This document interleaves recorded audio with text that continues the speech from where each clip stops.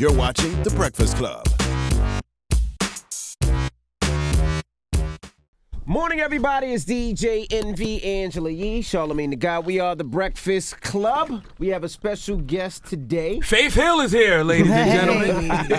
Faith Evans is here. Good morning. Good morning. The only Faith we know. The only faith we acknowledge is faith in God and Faith Evans. There you go. Well, good morning. Welcome. Thank you. Thanks for having me. You saw CNN get it so wrong. They said Biggie and Faith Hill had a duet album. They sure did. I was looking for that album, too. But funny thing, people, when I used to live in Georgia, people used to come to my house to fix things, and they were like, Miss Hill, Miss Hill. I'm like, really? Okay. Did y'all have the same address or something? She doesn't even live in Georgia. Yeah. Maybe because I'm so fair-skinned? I don't know. I mean, I don't know. It makes no sense. But it did bring a few more eyes to the project, so I ain't mad. Now, it's been 20 years from the passing of Big. Mm-hmm. Now, I know you possibly can't still let it go, but how does it feel? We still don't know necessarily what happened. Nobody has been convicted. Nobody, we don't know what's going on still after 20 years. Very true. I actually have a song on the King and I album that Busta's on that talks about that. Mm-hmm. But I mean, to be quite honest, Miss Wallace and I sort of feel like we know what happened. It's just a matter of LAPD saying that they know what happened, which they probably will never do. Mm. So how do you get closure? Can time truly heal all wounds if it's really not closure? I wouldn't say it's aside from the criminal case itself, I don't think that so much is something to heal from. I mean, he's not here, so that's never going to change. Right. The criminal case is something separate. I wouldn't say we have closure. We just decided not to continue paying money to make them admit that they know what happened, basically. So, no, I mean, there's no closure in that sense, but, we just have to move on and live with the great memories of Big that we have. I mean, that's really all we've been able to do. 20 years. 20 anniversary of Big's death. Besides it being a reminder that we're all old as hell. What does it mean to you 20 years later? Wow. I mean, to be honest, it doesn't mean anything different 20 years later than it did, Then. 5 years ago, 7 years ago. Right. I mean, I have this project coming out, which I think, ironically, because I didn't plan on it coming out this year. I thought it would be out last year, but I think, maybe the fact that everything happens for a reason in the timing that God says it should, maybe it might be a great thing that I am doing this project to honor our love, around this time. So I wouldn't say it feels different, though. I still feel like, there's a huge part of my life that's gone. But the great thing about the person Big is 20 years later, me sees, we all still laugh at the very same stuff. And Right. It's still just as funny. And I don't know. It's just was something about Big that everybody that got a chance to know him, just still feels the same way. It's gonna always feel like he's still here, even though he's not. Who knew Big best? Because I feel like it's one person who still hasn't talked, and that's D-Rock. Oh wow. Well, Rock and Big were really close. Mm-hmm. But there was a long period. He did time a couple of times. He was locked up, right? Like when I first met Rock, he had just came home, and me and Big had our apartment in Brooklyn. And obviously Big didn't drive, but I mean, they were so close. Like he had keys to our house, keys to my car, So we were always really super close. I actually used to go visit him when he was locked up quite a bit when I was pregnant with CJ. But he definitely knows a lot about Big. But actually Chico from Junior Mafia was probably the first one who was Big's friend since elementary school. Mm-hmm. It was Chico. And why did Big have such a love for Jay-Z back then? Because Jay wasn't the Jay we know now. I think it was just the fact that he was number one from Brooklyn, and I don't really know Jay's history, but was he really like a real famous drug dealer? Hustler. if at all. Okay. Allegedly. Okay, well maybe that had something to do with it. You know what I mean? He probably just was just some Brooklyn Respected him. guy who came up. Right. I think so. Because to my knowledge, they didn't spend a lot of time together back then. Mm-hmm. Actually, I remember Busta used to come to our house every day looking for Big, and most of the time he wasn't there. But I mean, he always used to kind of try and catch up with him and hang out with him for a minute. Does Busta have any unreleased Big verses? I don't know. He might have some. Fat Joe said him and supposed to Big do did a a whole record. album. Is that right? No, they were supposed to do a whole record. Yeah, they never Oh did it, wow. though. They didn't record anything, I don't think so. Oh wow. Did you see As- the car that Big was killed in just sold for $1.5 million? It did sell? I heard yesterday someone told me it was being auctioned, but I didn't even know about that. I think they said it was sold or somebody bought it. I believe. Now, how does that work? Is that like from a tow yard or? No, it seems strange for having it for that long. 20 years that cost. I don't understand the point. Like, It's a little weird, but whatever. as your son grows older, does he discover new things about his father? Well, CJ, I think when he did Notorious, when he played his dad in the movie, I think that was probably a crash course in everything big for him, you know. But every time we're here, you know, he stays with C's in Brooklyn, so he kind of gets to experience some of that. But I think between that and the fact that he's always been real close with Miss Wallace, you know, it's not really many questions, at least that I know of, that he has or has had. He's kind of been just very, oh wow, he's just been really realizing things over time that I'm like, oh wow, I'm like, yeah, your dad was really the shit, you know. Like, yeah. How did this duet album come about? Like what made you want to do that now? Well, I told Miss Wallace actually back when Natalie Cole put out that Unforgettable project. I was like, one day that'd be really dope if I could do something like that. But it was really just a thought, to be quite honest. I never moved on it. And then a few years ago, my attorney actually was like, remember you said you want to do that project with Big? Let's go meet with the people who got the masters and do some business. And, Who has the masters?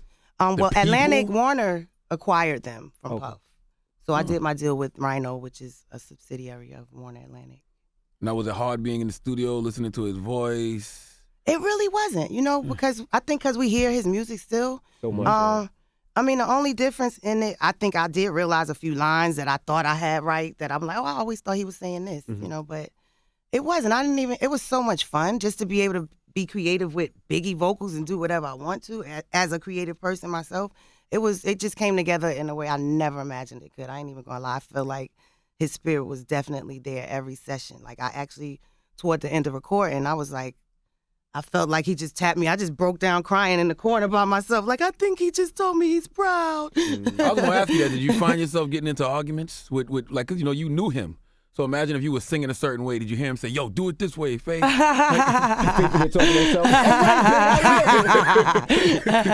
No, but I do joke with him sometimes. I ain't even gonna lie. When things happen or if I experience things, I'll be like, I know you clowning me right now. Like, okay, I got you.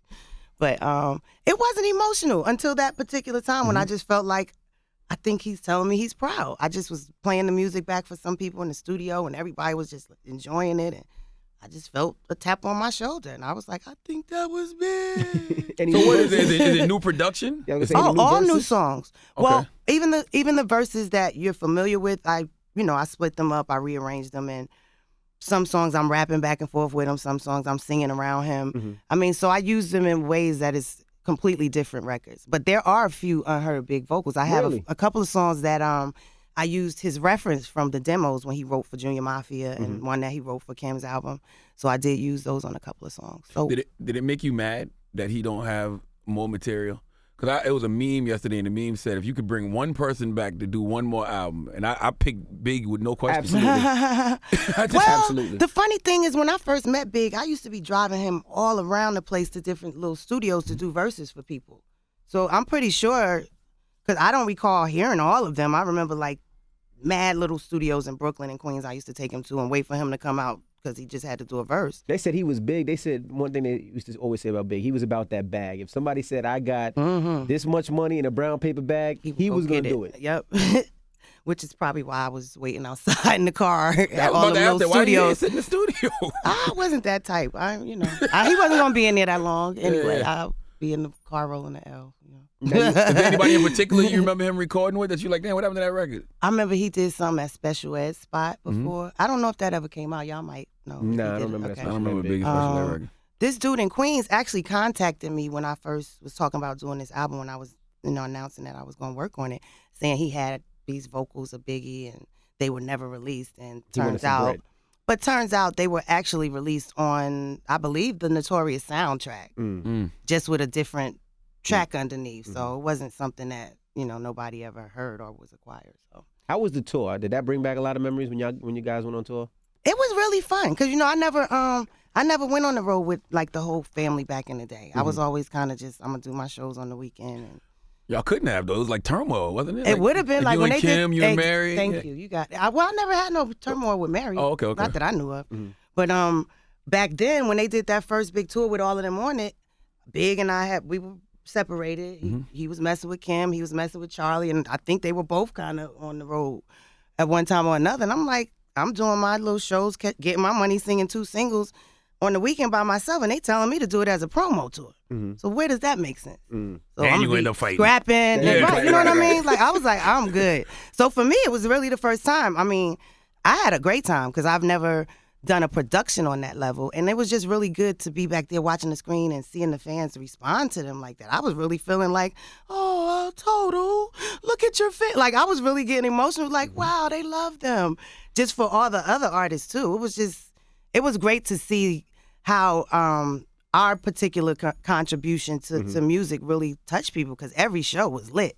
Like, the audience seemed to enjoy it in every city. Even the ones where I felt like the sound wasn't that good in this venue, but people was turned up. How'd you and Kim get so cool? I seen so many Snapchats and videos of you and Kim. It seems like y'all are, I don't want to say, but friends? Are y'all friends? Well, I don't know if we're friends because we don't really talk or communicate, that much outside of when we see each other for work. But it was certainly a big deal for me for her to be receptive to my well wishes. I mean, because I was in that place a long time ago of, hey, Kim, congratulations. But I think she said recently that she just wasn't ready to receive it. So I understand, but she's in a different place. She's a mom. And obviously she's, grown past the holding a grudge for whatever reason, But when Big died, for me, all of that went out the window, Yeah, I always felt like, I don't know why I thought you and Mary had an issue. I think I saw that in a documentary where she felt the way when Puff brought you along. Cause I always heard those things, but to be quite honest, that was never confirmed. I mean, they did tell me I had to take her voice off my album because of some issue that I never knew about, but I thought that was something between her and him. But I'm kind of glad I don't know what it was about because I can honestly say I really don't know what that was about. Oh, y'all had a song together or something? Or? Yeah, on my first album, we did a song together called Love Don't Live Here Anymore. Wow. And then at the time, the general manager of Bad Boy called me like probably about 6 months after my album came out, like, Mary wants her voice off your album. Nah, you need to call her. I was like, no, I don't. I mean, I didn't do nothing to her, so what am I going to call her for? I don't know what happened. Right. They didn't tell me what happened, so why are you telling me to call her? So I just re-recorded the record, which I hated without her on it, but, But back then, y'all used to record together, right? We did. We used to hang out, go to the tunnel, She gave me a few garments of hers. Big cut up one of my favorite things that Mary gave me one time. But, I mean, we were cool as far as, it was a Coogee 2-piece dress, and it was like a big A-line jacket with a skirt. It was real cute. That's blasphemy. Biggie and we got into an argument because I put his bag outside because I didn't want him to make his flight, and then he cut up all my clothes. Biggie cutting up a Coogee is like a patriot burning an American flag. Like, goodness gracious! Wow. Now you and Stevie J, he was up here. I know. I didn't know that was your boo. He's not anymore. Already? Damn. It seemed like he was just here. Well, no, well, when he was here, we weren't together either. That's not what he said. But then the day before that, he said something else somewhere else. So who knows what was going on in his mind at that time. But And then the TV show came out. I guess that was done probably. Y'all probably taped that way back. Yeah, we filmed during the summer, actually. Yeah. Mm-hmm. Did you know Stevie J had a crush on you like he did? Yeah, was it something there when he was a producer? I never took Stevie serious, actually. But I think probably in the last 10 years, I would say, like, is he trying to flirt? Let's go. Like, but I never saw him like that.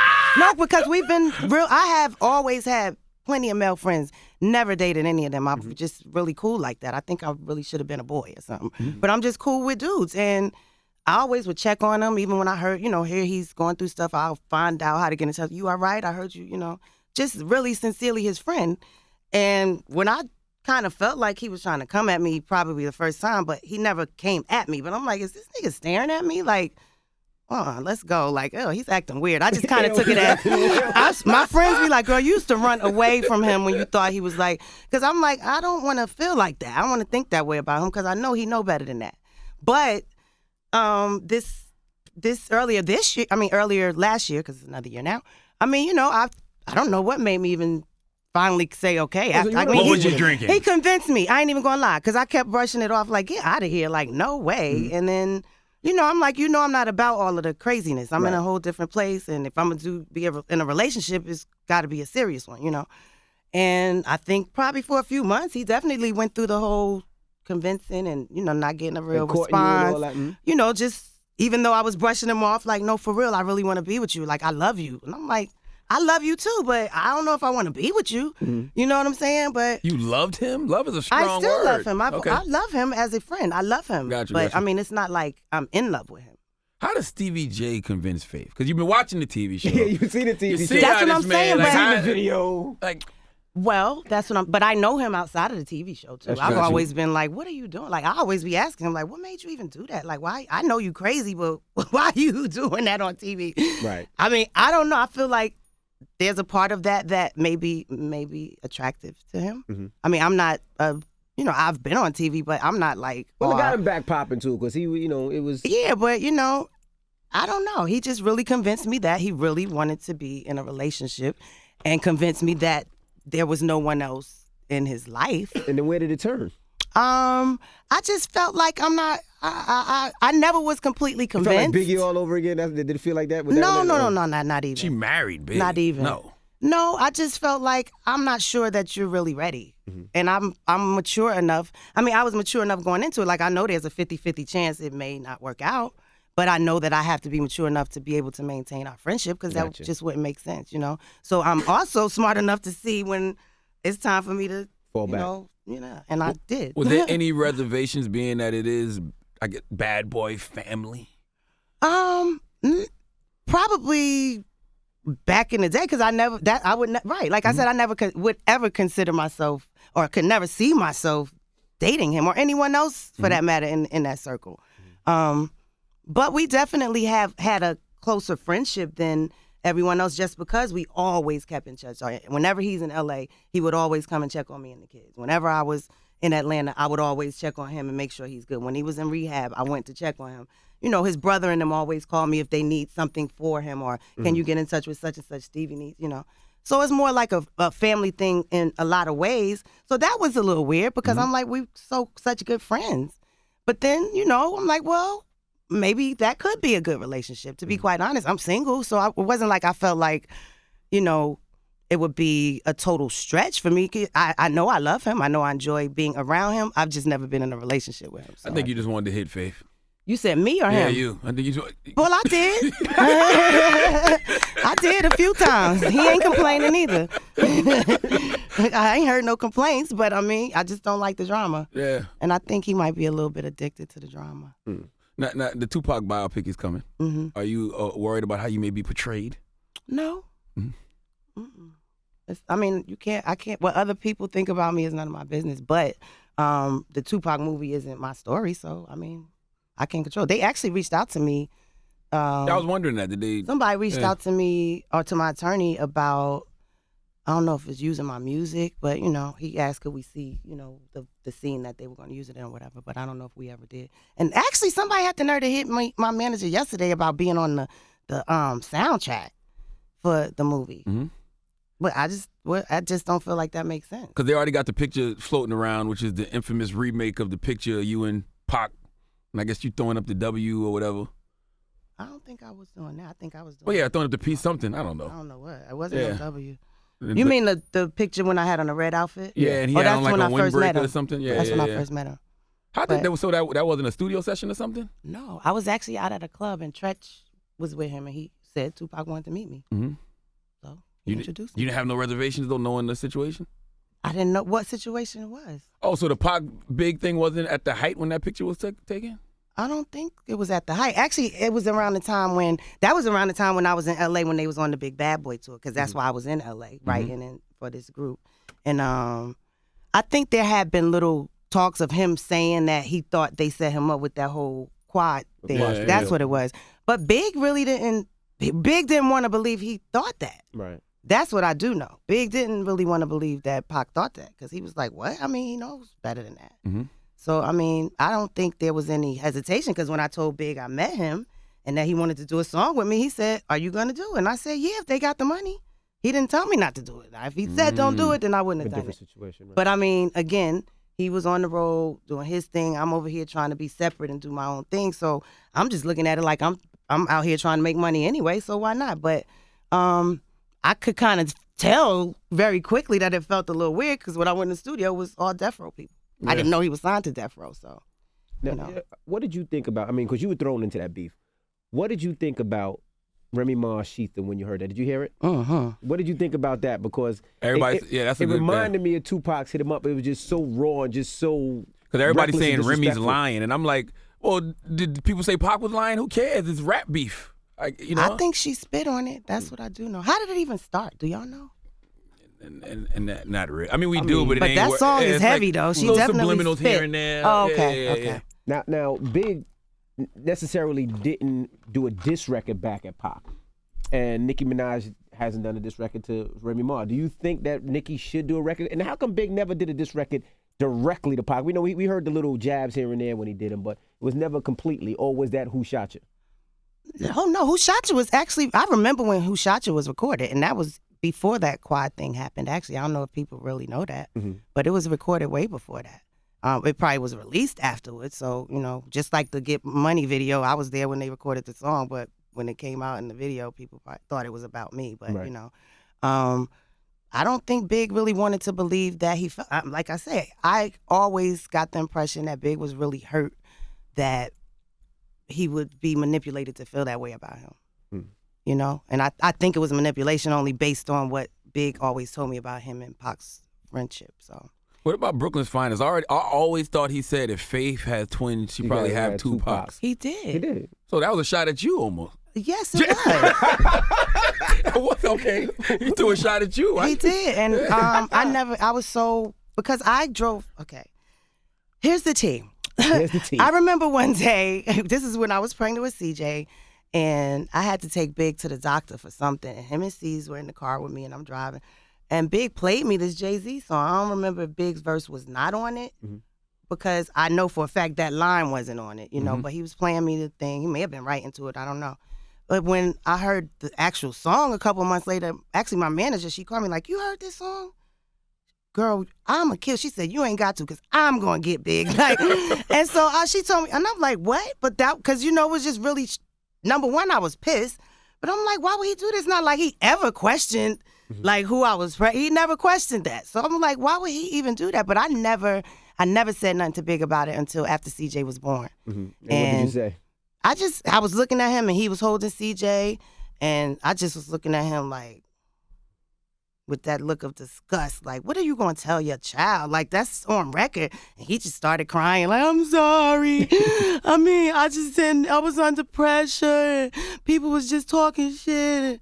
And I'm like, It was clever as hell, though. I mean, it was. But the funny thing is, I was pregnant with twins at first. CJ was a twin, and the second one didn't develop. Really? Did he know that when he said that line? Yeah, he knew it. Oh. Big would do stuff like that damn. all the time, though. Even in a lot of other rhymes, he would take stuff we talk about, personal jokes, and put it in a rhyme and make it seem like something real, although that wasn't a joke. But, I mean, he will always take something real and put it in a rhyme and kind of exaggerate it or, And make it a farce. it kind of, I wouldn't give my enemy that. I'm not saying that they were real enemies, but if Tupac said that's why I F'd your B, you kind of confirming it by saying that. Right.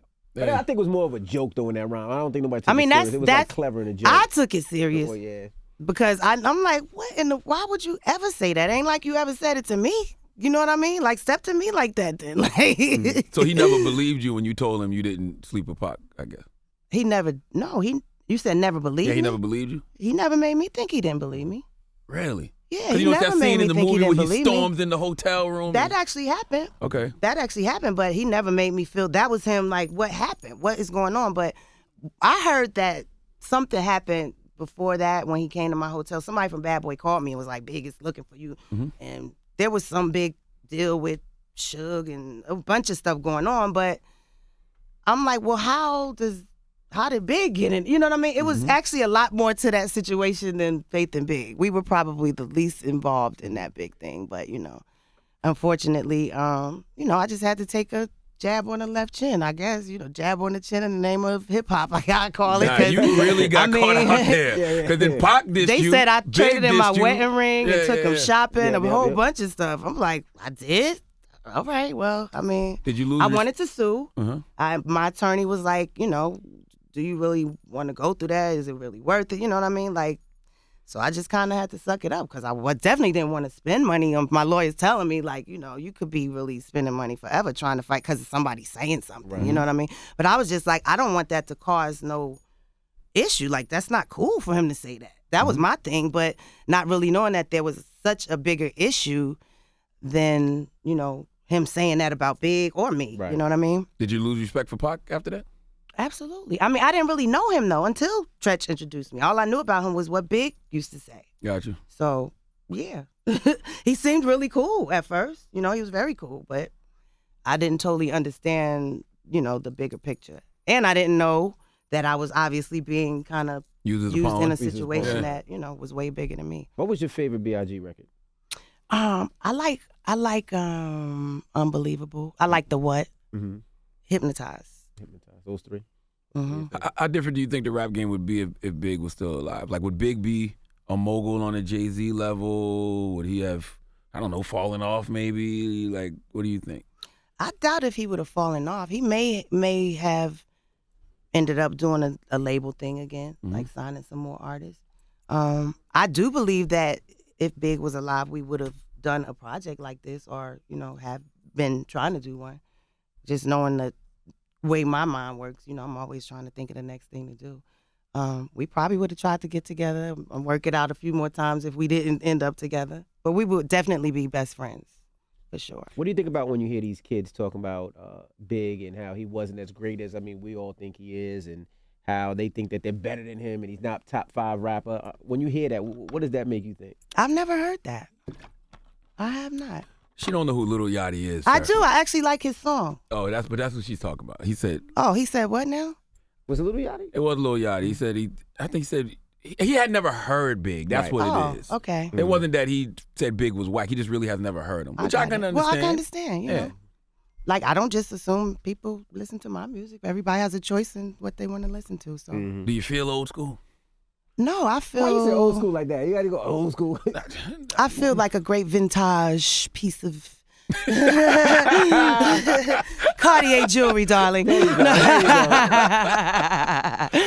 I feel actually like I'm really just beginning to be like on top of my game like Right. that. You know, I'm actually. I don't feel like I've reached my peak yet. You know, I got a lot more stuff to do, and I got a lot of ideas that I haven't, you know, brought to life yet.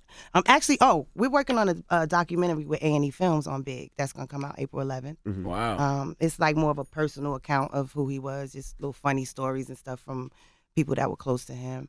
I'm actually doing a biopic on my memoir too, so that'll be out hopefully the end of this year.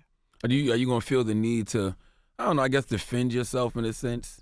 I've never done that. Yeah. No, I don't. But you can't let them tell a story. Everybody, like, I like the fact that everybody that's getting these biopics, a lot of people are still alive, so they can tell I'm their an stories. executive producer on it, and I'm working closely with the screenwriter. It's definitely not going to be something other than what I would want to see on the screen. And I like to be really tactful, but honest. You know what I mean? I know there's a lot of things, even in my book, that I was very honest about. And it's a situation that when meeting with these people about my biopic, it's like, well, do you want to talk about, how do you want to, you know, I'm not trying to open no old wounds either. But if I do decide to show something that was in my book, that's, for example, like the situation with me and Kim. Even in my book, I was very clear about, well, this is how I felt then because obvious reasons. But, you know, I don't feel that way anymore. So I actually fought, right? a couple of times. Yeah.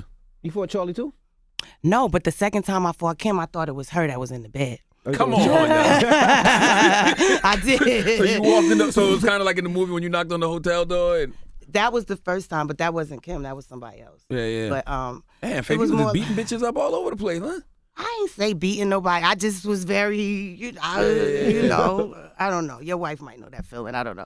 But I was just in a different place because you got to remember, I was a church girl too. So coming in this business, I didn't want nobody to take it like shit was sweet just because I was from church too. Right. So I think I probably, you know, had to be a little brick city a little bit more than I normally would in certain situations, you know. But, you know, I had to do what I had to do. You thought Charlie was in the bed? Well, because that was his girlfriend at the time. Yeah. So And Kim it was was- like under the covers hiding? No, No, they was asleep. it was Kim. It Oh, wasn't okay, Charlie. okay. I know. Oh. But I'm saying, so you started hitting on her. It And was then- dark. I had on a Scully and a goose down. Oh, you ready for war? But we didn't really, I won't even say we quite got to scrap. You know what I mean? Because it happened so quickly. And who were you with? By myself. First of all, how did you just sneak up on them like that? They didn't hear you First come in of the room all, or nothing? the garage was broken and the elevator was in the garage that led right upstairs. See, I'm real like, I be mapping it out like that. Yeah. See, I had all my factors in place already. And this was in New York? It was in Teaneck. Big bought it to the house? Yeah, I'm sure they used to be Big- there all the But he time. wrote It wasn't my house. Big wrote the 10 Crack Commandments. In the 10 Crack Commandments, he said never sell crack where you rest at. You shouldn't have sex with your other woman where you rest at either. Well, that wasn't our home together, Oh, though. okay, got you. I had a house in South Jersey. We had been separated. So who breaks y'all up? He broke y'all up?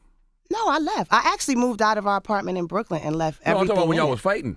Well, no, he could barely get up. He had a rod in his leg, but everybody heard the ruckus, so all of the dudes came in the room. Like, he was like, it's fake.